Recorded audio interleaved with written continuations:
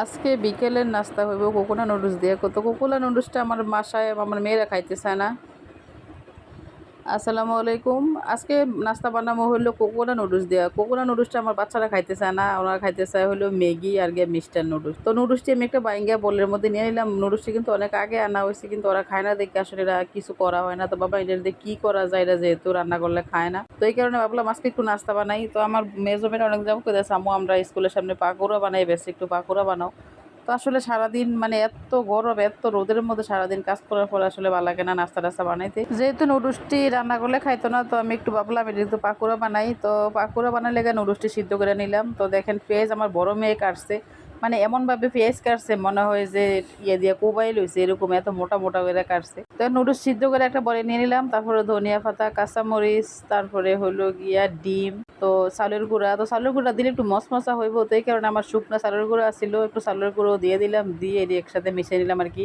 তো এখানে নুডলস কিন্তু আমি 3 প্যাকেট নিছি। তো 3 প্যাকেট নিয়ে সিদ্ধ করার পরে কিন্তু অনেক হয়েছে, বোলরার মধ্যে কিন্তু জায়গা হইতেছে না, মানে আমি নাড়াচাড়া করতে একটু সমস্যা হইতেছে। তো আমি যেটাই করি একটু বেশি করেই করি, কারণ আমরা সবাই খাই। তারপরে হলো গিয়া এর মধ্যে আবার আমার কিছু মেহমান টেমান আছে, হেরারও মানে দাওয়াত করি যে বিকেলের নাস্তা হইতেছে, খাইয়ে যাও। তো এখানে একটু বেশি করে করছি। তো এখন দিয়ে দিলাম চালের গুঁড়া। আমি একটা বড় বোলের মধ্যে আবার নিয়ে নিলাম, নিয়ে একটু হাত দিয়ে ভালো করে মাখতেছে। হাত দিয়ে মাখার কারণটা হলো পেঁয়াজটি কিন্তু অনেক মোটা বড় হয়ে গেছে, তো একটু দেখি একটু ভালো করে মাখলেন একটু পেঁয়াজটা নরম হয় আর কি। নুডলস কিন্তু এক সময় কোকোনা নুডলসে আসছিল, অন্য নুডলস আসলে তেমন একটা আসছিল না। তো ইদানিং কিন্তু অনেক জাতের নুডলস বের হয়েছে। আমার বাচ্চারা কিন্তু আপনার 3 বেলা নুডলস দিলে 3 বেলায় নুডলস খাইতে পারবো, কিন্তু আমার নুডলসটা তেমন পছন্দ না, আমি নুডলস তেমন একটা খাই না। তো এখন আমার নুডলসের মানে যা কিছু করা হয়ে গেছে। এখন আমি চুলাতে তেল বসাই দিলাম, আমার তেলটা হইলো রাইস বার্ন।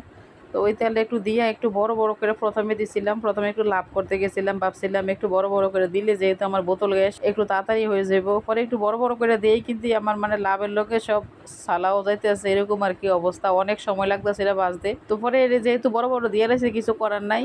তো আসলে এই বড় বড়টি কিন্তু হইতে অনেক সময় লাগছে, মিনিমাম 15-20 মিনিটের মতো লাগছে আর কি। তো এই কারণে পরেরটি একটু ছোটো ছোটো করে দিছি। তো আসলে অনেক মশমশা হয়েছিল, মানে সময়টা একটু বেশি নিল, কিন্তু অনেক সুন্দর হয়েছিল, অনেক মশমশা হয়েছিল।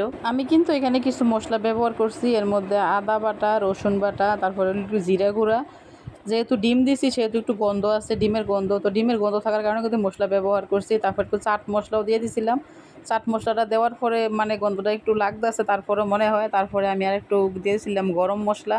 তো সব মশলা দিয়ে কিন্তু আমি এটা করছি, একটু ঝাল ঝাল হয়েছে, মশলারও অনেক সুন্দর একটা গ্রান আসছিল। তো সব মিলে কিন্তু খাইতে অনেক মজা হয়েছিল। তো আমি যেটি প্রথমে দিছিলাম এটি কিন্তু আমার হয়ে গেছে, এটা উড়ে নিচ্ছে। তো এখন আমি একটু ছোট্টো ছোটো করে দিতেছিলাম, কারণ প্রথমেটি অনেক সময় লাগছে, তাই লাগে একটু ছোট্টো ছোট্টো করে দিছি। এটি আবার ভেজে তেমন সময় লাগছে না, এটি আবার তাড়াতাড়ি হয়ে গেছে। বোতল গ্যাস ব্যবহার করতে কিন্তু একটু হিসাব করে ব্যবহার করা লাগে, কারণ কোন সময় গ্যাসটা শেষ হয়ে যায় মানে বলা যায় না।